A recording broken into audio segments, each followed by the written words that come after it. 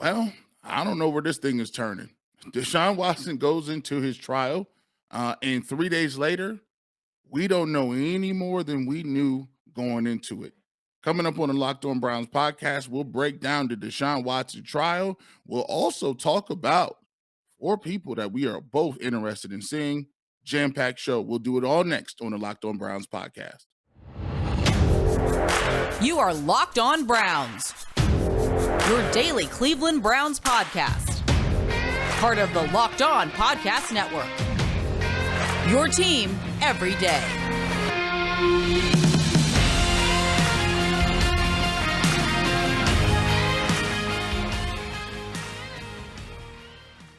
Welcome back, my friends, to the show that never ends. Your daily delivery of all things Dog Pound, LGB on the LOB, the Locked On Browns podcast, brought to you by the Locked On Podcast Network. Your team every day. Your host, Jeff Lloyd, at Jeff_LJ_Lloyd. Your host, at GBush91, Mr. Garrett Bush, part of 92.3 The Fan, Barbershop Saturday mornings. The ultimate Cleveland sports show, Monday through Friday, 11 to 1, of course, on YouTube. Appreciate everybody who makes Locked On Browns their first listen day in, day out. And of course, whether it's your favorite podcast platform, make sure you're following, subscribe, 5-star ratings, written reviews for the show. And of course, now on YouTube, closing in on over 1,200 subscribers. Appreciate everybody making the jump over there. As we go the video route now as well, just trying to keep you guys, up to date and give you guys the best Cleveland Browns content we possibly can. The Deshaun Watson hearings have concluded. We're going to get to that here. Seeing as it is 4th of July weekend, we decided to mix things up here. We'll have one more episode of what we learned about the Browns this all season. But we're going to slip in here basically the 4th of July 4-pack. Garrett's going to give you his 4 Cleveland Browns he's most anticipating for this season. I, in turn, will give you mine. But with the hearings yesterday, and I don't know if the NFL has been able to, judging by, what you hear from Pro Football Talk, I don't know if the NFL has been able to prove as much as they essentially were hoping they would prove. The decision, when it will come, we will all know soon enough. But I think for everybody, and at least, of course, from just what we're hearing yesterday, I think these talks of an entire season-long suspension for Deshaun Watson, it just doesn't look, based on the information given at the hand currently, that this is something that's going to happen. I think we're talking probably more in the 6 to 8 game range, and the Browns should get their quarterback, in flux probably sooner than most people anticipated. Yeah, for me, one of the things that we got to talk about a little bit is this. And I said this when I was doing a blog the other day. See, the NFL has a bit of a problem, and this is called consistency, right? And so I don't think a lot of people would have had any problems if prior to this these altercation or allegations coming out against Deshaun Watson, the league was very hard, the league was very firm, the league was very consistent on the policies and the conduct of the owners. If you give Daniel Snyder something, if you gave Robert Kraft a suspension or a fine, or took some draft picks, or just basically did anything, if you were able to do that, I don't think anybody in Cleveland, Deshaun Watson, or his attorneys have any room to stand, any land to stand on, because we would already known, hey, you saw what Robert Kraft did. He's an owner. If they penalized him, what do you think they're going to do to you? So the rules would have already been set. It was in stone, and you already know what you get in Deshaun Watson if you delve into any of these actions, such as what any of these owners are doing. But they didn't. They didn't keep it consistent. So you now have a situation where you're trying to give an unprecedented unprecedented punishment, and you don't even really, if you listen to the comments, they don't even really have him doing anything violent, physically making somebody do something, no coercion, none of that. So they want to give an indefinite suspension based on what? They couldn't even present the facts to say this is what this person is saying, this is what this person is saying, and he physically did this to that person. But that's where we're at now at this point. And I think a lot of times, and this is all, it's just a cautionary tale. Keep it consistent. If you keep it consistent, hey, you got kids, Jeff. You know, when you tell one of your daughters, hey, this is the standard, right? And she gets on punishment or may get in trouble for doing something. The other daughter has to look at it and say, well, I already know what the guidelines. Dad told us what the guidelines are, and I've already seen one of my siblings take that punishment. So I already know going into it, if I get into that territory, I already know what to expect. And so I just think right now that it's looking more where people have it at 4 to 6 games somewhere in that. And here's the thing too, and I'll throw this to you. That's even if the Players Association don't want to just continue to say, I'm going to fight fire with fire. They might not even stick at the 8-game suspension. They might say, no, if you didn't give those guys anything, we want nothing to. And look, this is where it comes down to it. If the league is going to basically pick and choose what they are going to punish, that leaves obviously an open end. And like you said, if there is no punishment for anything, then you end up in circumstances like this, where you have a situation where the NFL looks like they weren't able to prove nearly what they thought they were going to prove, as far as Deshaun Watson. And again, look, this isn't a question here. And look, we're hopefully finally getting to the end of this. Garrett wasn't in those rooms. I wasn't in those rooms. None of us were in those rooms. So as to truly what went on, nobody truly knows. And as far as stances here, we're basically taking you through the way we view this going through a hearing process. It is not exactly court, but it is similar to court. There has to be proof of things to warrant punishment, things of that nature. I know a lot of people, oh well, he had written checks to settle. A lot of people have written settlement checks for things that they don't feel that they were truly guilty of. A lot of times it's just easier to make the situation go away. A lot of times, if he had gone through the full process of trying to clear his name, probably would have ended up paying just as much, if not more, just to clear his name. So a lot of this goes into it. Nobody wants to really. I'll be honest. I don't think anybody at this point wants to talk about this. You want to talk about the abilities of what this quarterback can do for this team, what this quarterback can do for this offense. Hopefully the heights he can take this team. We know what the Cleveland Browns have invested in him in 3 first-round picks, obviously $238 million.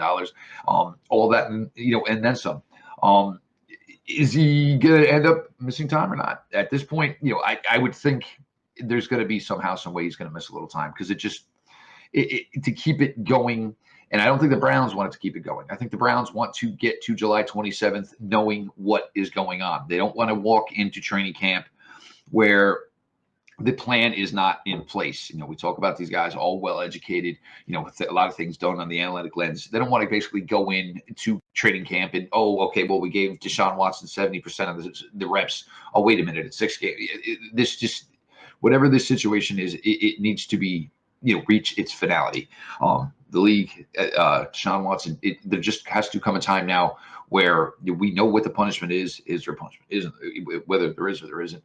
This just needs to be put to bed, and for the Browns, just get on to training camp here, trying to have the most successful 2022 season that they possibly can. But for the good news, and for as the 2+ months now that we've been discussing this, I mean, we're closer to 3 months of Deshaun Watson being a Brown, and the amount of football that's been discussed about Deshaun Watson being the quarterback of this team certainly hasn't been enough. But hopefully, again, we are reaching that point here. Like I said, we a little 4th of July 4-packs here. We're going to go to Garrett. Garrett's going to give us his 4 most anticipated Cleveland Browns here for the 2022 season. Third segment, we'll flip it up here. We'll give you my top 4 Browns that I have my eyes on for this season. Just coming back here, stick around. Jeff Lloyd, Garrett Bush, your latest Locked On Browns. BetOnline.net is your number one source for all your betting needs and sports info. Find all the latest sports developments, including league reviews and news, which would have included you betting through the NHL Stanley Cup and, of course, Major League Baseball.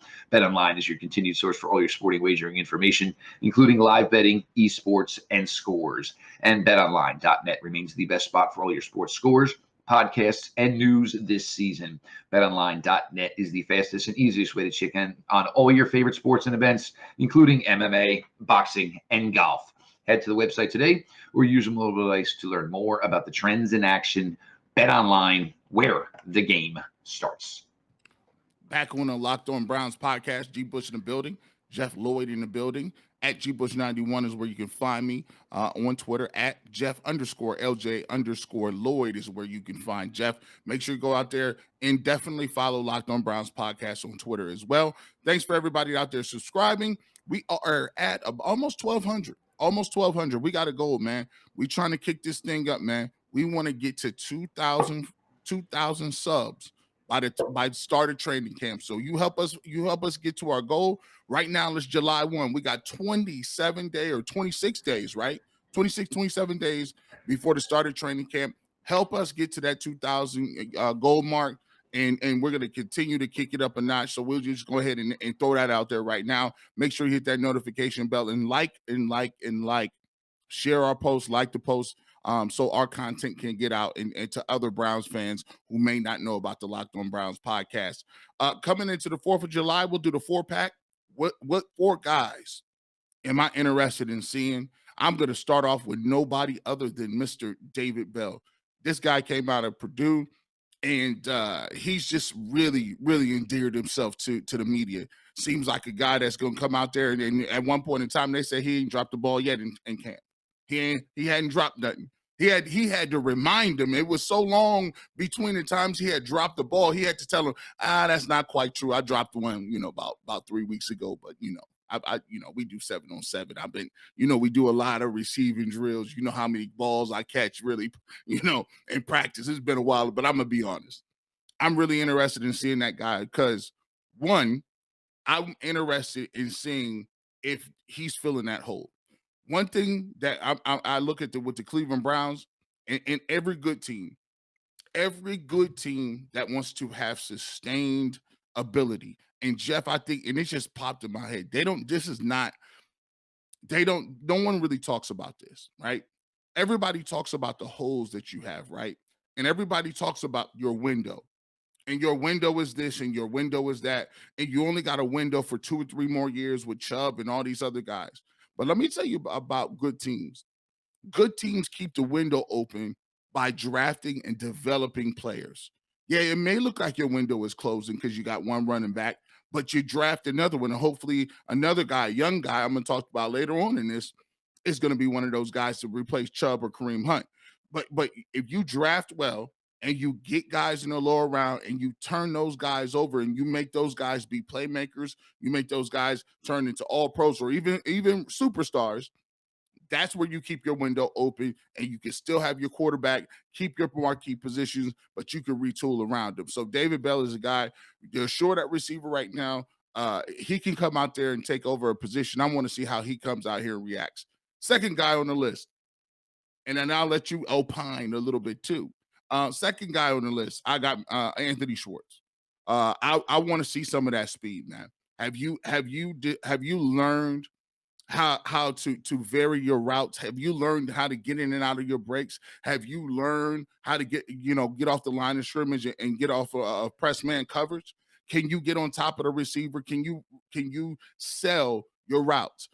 We know he's Olympic fast. We know he's super duper fast. But at the end of the day, it don't matter if you can't get open. So I want to see his progression. I want to see what they do. And I also want to see how they go about shadowing and putting him in positions to get out in the open and make some plays. I want to see what the playbook looks like around him.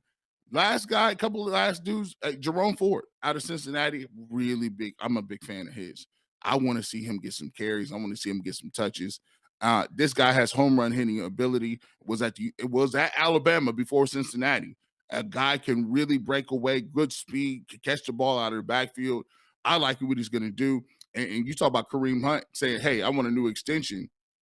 If Jerome Ford is coming out playing his tail off, the Browns may be a little apprehensive of giving Kareem Hunt that type of that type of money, that type of cash. And then one of my 2 players that I'm looking for, like that I think are going to really take a huge step. We talked about this in a previous video. One of the 2 guys that I talked about was JOK because I think he's going to be a Pro Bowler this year. And the other guy is Grant Delpit. I think Grant Delpit is going to finally be one of those guys where we say we have one of those safeties. For so many years, we saw Ed Reed, Troy Polamalu roam back there and knock people out, take the football from us, scoop and score, intercept the ball, fool our quarterbacks. We need one of those guys back there. And if Grant Delpit can get back to what Grant Delpit was his junior year, I know that's a while ago, his junior year in LSU, I think the Browns are going to be pleasantly surprised at the way he affects the defense. So those are the 4 guys I'm interested in watching coming up in a training camp and preseason. Your thoughts on those 4 guys? Well, it's actually kind of interesting here where the defensive guy went to wax poetic about the wide receivers. That's normally what I do around here. But with sometimes it worked that way.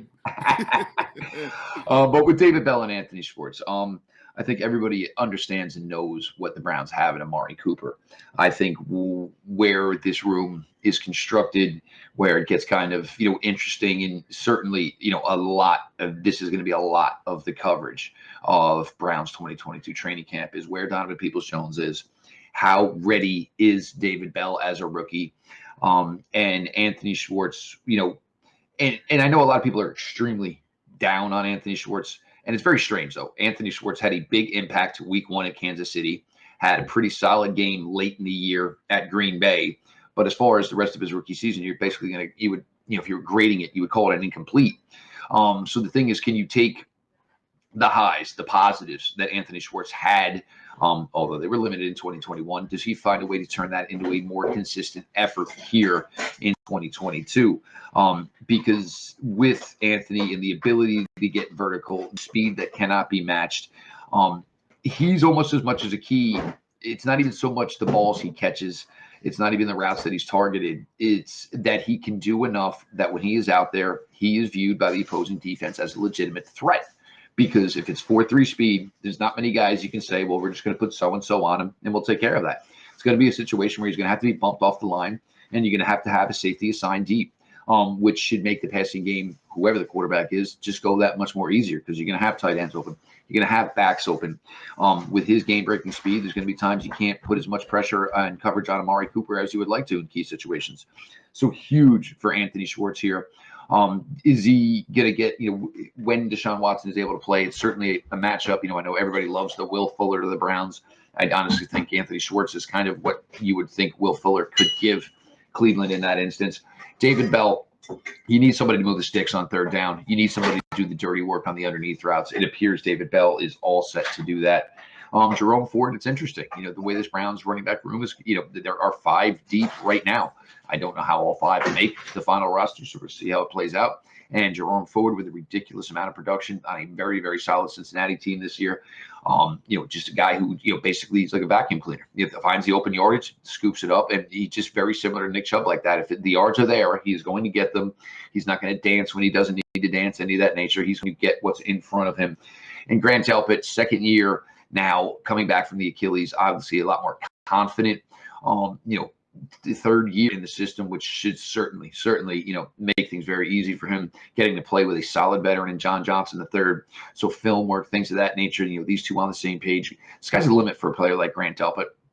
And here in, year 3, technically year 2 on the field, you really think you're going to see a nice return of investment with a player like Grant Delpit, probably north of 70 tackles, interceptions, turnovers.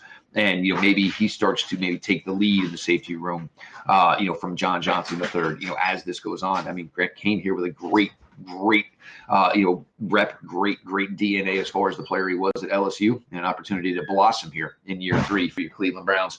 We will get to my 4 here on 4th of July 4-pack here as we just get you guys ready. Look, everybody, enjoy the weekend here. Be safe. Be smart. Have a great time with family and friends here. Keep in mind, we're still somewhat a little bit, restricted, so let's not go all crazy, end up, causing a weird summer where we're all back in the house here. Coming back with more, your latest Locked On Browns. Your hosts, Garrett Bush and Jeff Lloyd. As always, we're going to appreciate everybody who takes the time out here to make Locked On Browns their first listen day in, day out. Whether it is audio podcast, your favorite app, make sure you follow and subscribe to the show. YouTube, the growth has been tremendous. Could be more appreciative to everybody here. Certainly not satisfied, as we say. We're going to keep it going here.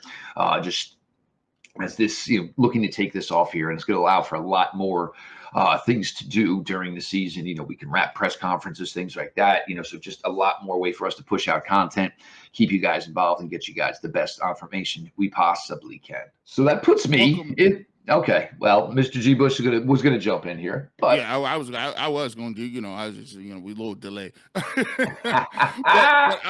so we got to my 4.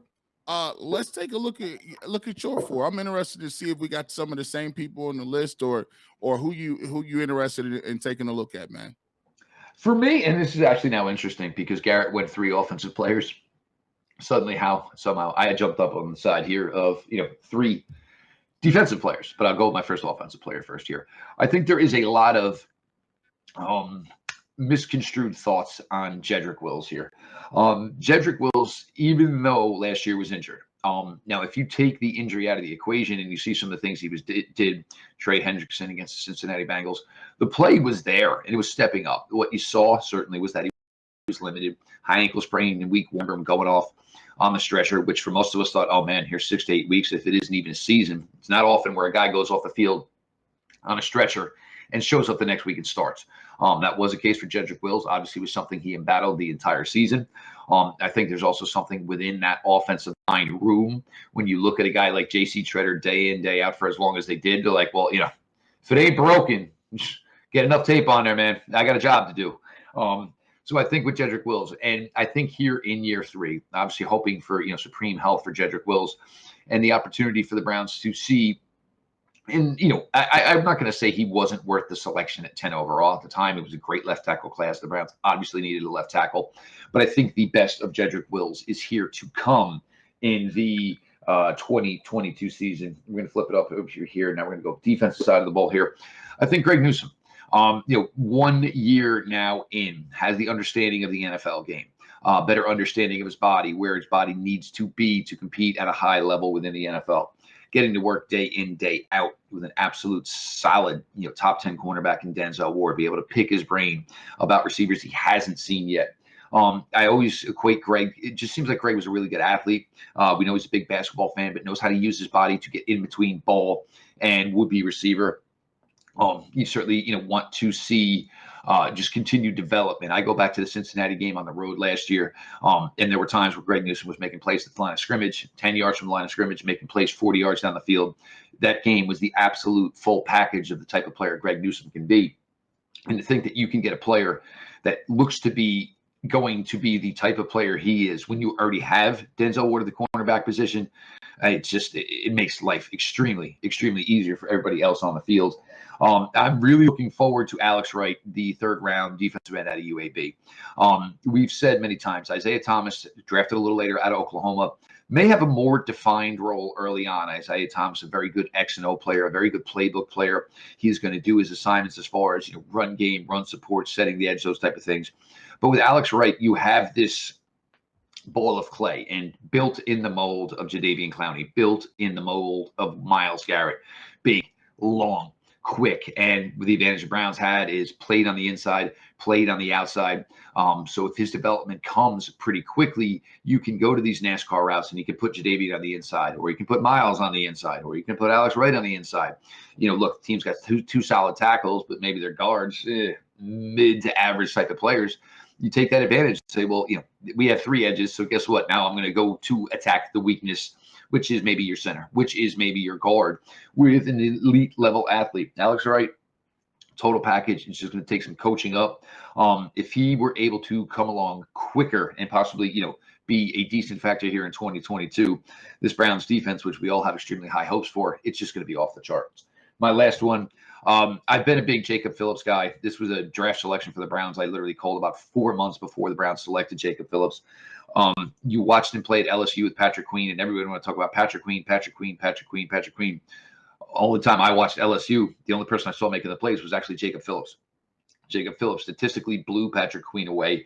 Queen had a nice little run that led to him, ended up being drafted in the 1st round. I still believe, even though it's been tough here for Jacob Phillips through 2 years, a lot of missed time. When Jacob Phillips is out there, he is a force. He's a legit force. Yes, Anthony Walker is still here. Anthony Walker is going to play a ton, but I think that's partly due to the fact that the only question they have on Jacob Phillips is health.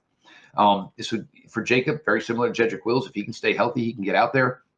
There's been times in his career we've just seen him be, an absolute monster. Granted, it is in a small sample size, but Jacob Phillips is a player. And I think every one of these guys, like Jacob, like Grant Delpit, they're in this position where they see how good this defense is around them, knowing their own capabilities. And now it's to the point where I just got to do my job. I ain't got to worry about anything else. I ain't got to worry about if this guy misses assignment because he's solid. He's not going to miss assignment.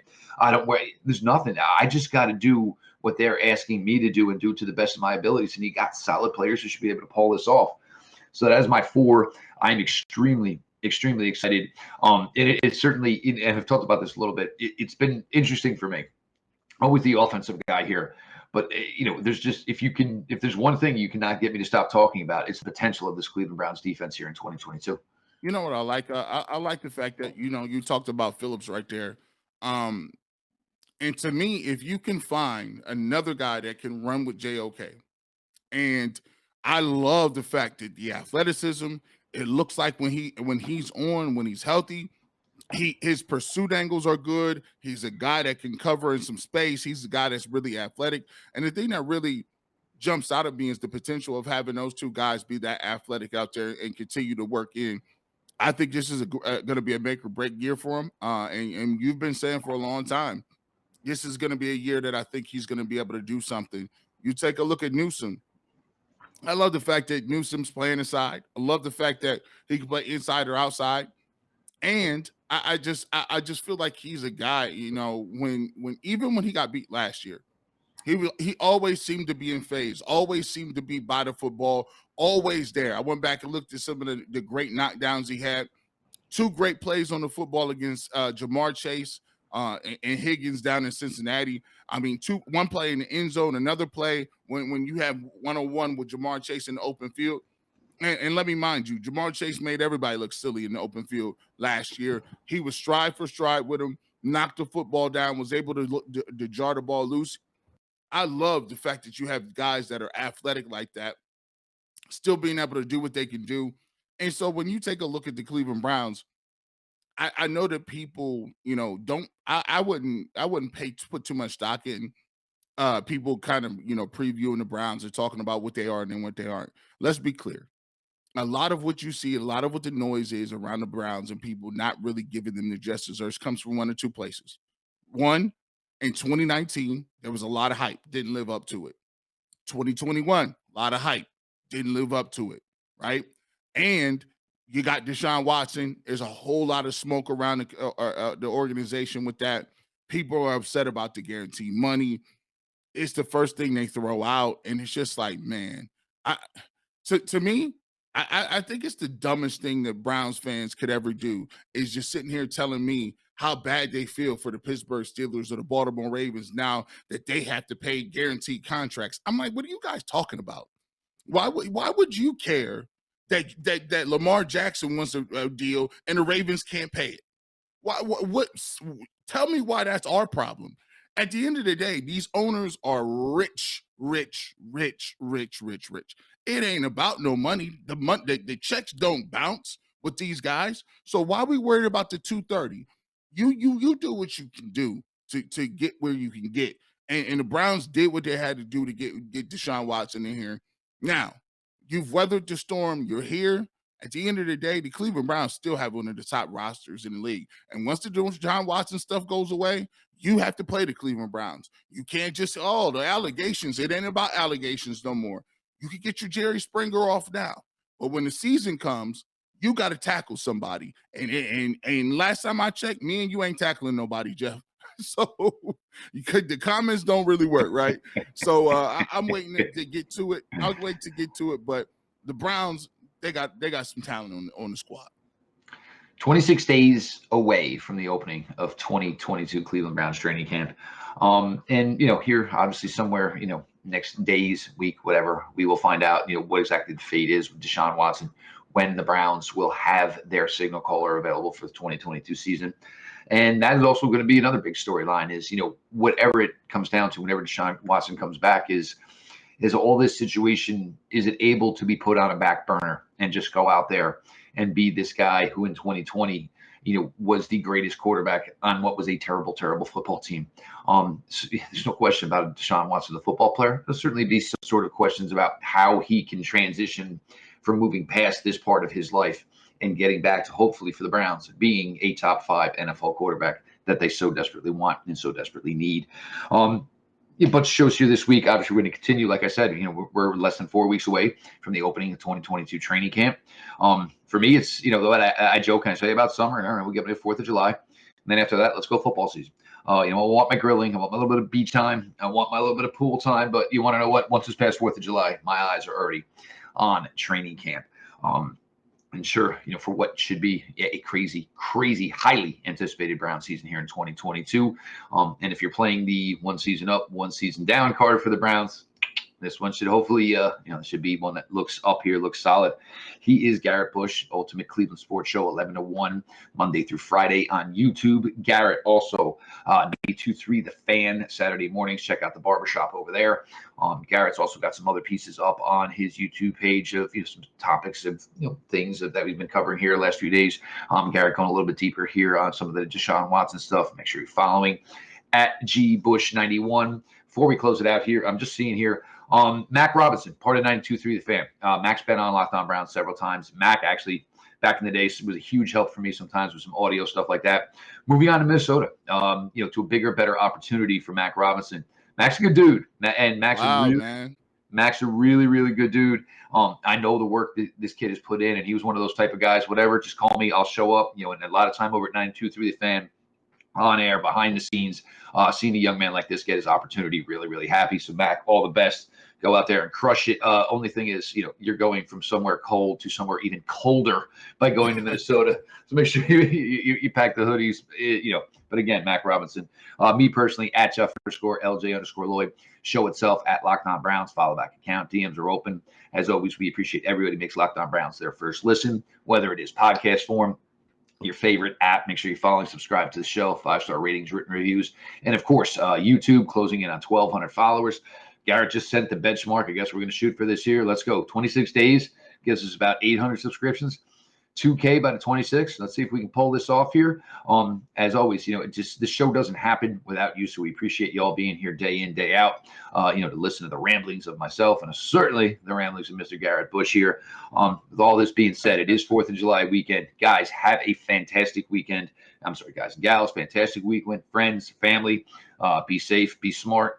If you need to, check on the pups as we get all these amateur fireworks people. So make sure your dogs are safe and tucked away so they ain't freaking out too much. All that being said, this has been your daily delivery of all things Dog Pound. LGB on the LOB. Let's go Browns.